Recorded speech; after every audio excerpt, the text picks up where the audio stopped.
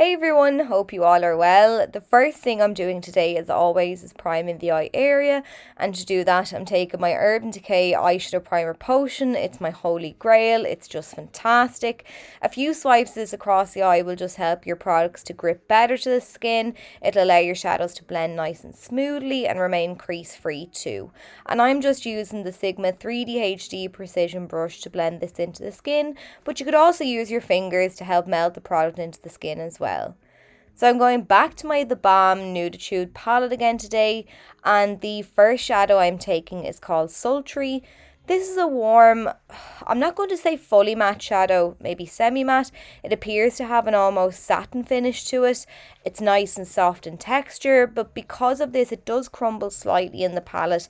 When you're picking up the shade on your brush, just be sure to tap off any excess. Just tap it off well before adding this shadow, just so that it'll limit fallout. But I'm adding this now into the crease of the eye, just blending it back and forward using a mix of circular and windshield wiper motions to diffuse the colour across the crease, and as always I'm winging it out on that outer edge. I'm now taking a second helping of this shadow and I'm tapping this down on the outer third of the eyelid. I'm sweeping across the crease once again just to build up the intensity of that shadow, and I've also decided to lightly sweep this down on the inner third of the lid too, but to be honest you can actually skip this part because I did alter the look as I was filming. I just changed my mind. But I'm now taking a little bullet shaped brush. This one is from Vanity Planet. Any small pencil or dome shaped brush will do for this step, and I just like something small and precise for sweeping shadow down along the lower lash line. I make my way from outer to inner corner and ensure to connect the shadow up on that outer edge as well. So now I'm taking the shade Sleek. This is an intense, dark, almost black brown. I've picked this up on a Sedona Lace EB09 Universal Blending Brush, and I'm tapping this down on the outer third of the lid, laying down the bulk of the colour there. And then I'm lightly feathering the colour up to the crease. So the pigmentation of this shade is fantastic as well. It's lovely and soft too, but unlike the sultry shade, it's not crumbly really. It's really easy to blend out, which sometimes can be hard with deeper tones, but no, it's just phenomenal. And you could pair any lid colour with this combination of colours so far. It's just a great starting point for any eyeshadow look. Now I'm reapplying this shade again, and as you'll have noticed, I'm sweeping it down on the inner corner of the eye. That was because I was actually going for a light spotlight smoky eye, but I'd forgotten how one of these shadows looked on the lid, so it didn't actually work out as a spotlight shadow, and you'll see why in a moment's time. But I'm just reapplying a second helping of that brown shadow, sweeping it across the crease, making sure everything is nice and soft and blended. I'm taking that shade now down along the lower lash line too, just so everything meshes well together, sweeping back and forward just to coat the entire lower lash line.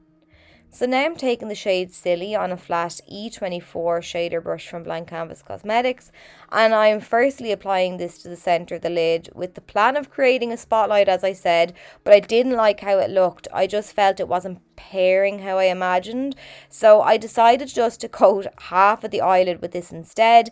It's a gorgeous reddish brown with these golden coppery flecks running throughout it.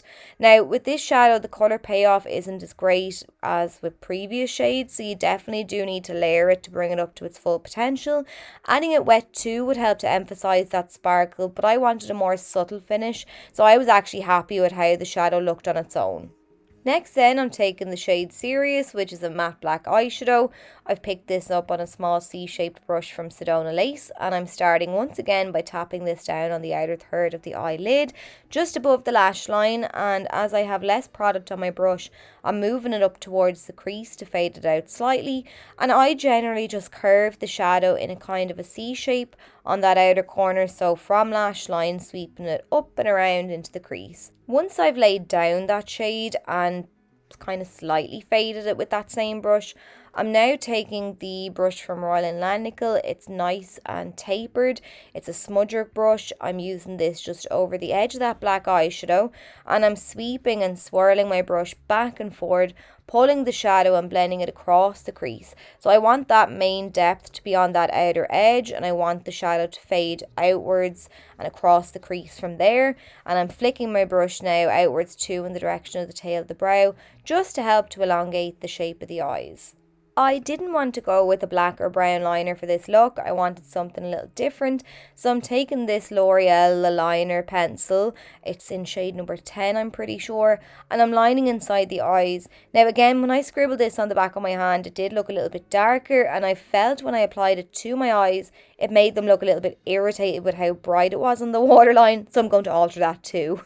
Really, makeup is all just trial and error. It does sometimes take a little time and a little playing around to find out what works best for you.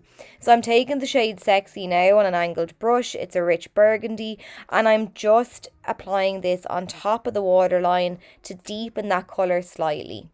I'm now taking some of that black eyeshadow once again, and I'm pressing this all the way along the upper lash line, right into that tear duct, just to give us a nice base for the lashes that I'll be applying. And then what I do to the top, I do to the bottom. So I'm also applying some black underneath there as well, just pressing it right into the lash bed to add a little bit of depth. And it makes that red not look so harsh as well. It frames it nicely with the black. Then I've applied some of the So Sue 7 Deadly Sins lashes in Desire, and I'm now using the Wet n Wild Mega Length Mascara to blend my own lashes in with the false ones, along with coating the lower lashes. And the finishing touch then for this makeup look is I'm going to take a little bit of Sassy, and this is very, very vibrant. So what I'm doing is I applied a little bit down, and it was actually too bright for me, so I tapped off the excess on the back of my hand and then reapplied just around the tear duct to add a nice pop to that area. But then that's it. So I hope you enjoyed the tutorial. I hope you found it helpful and easy to follow. If you did, please do let me know, and I'll catch you all really soon.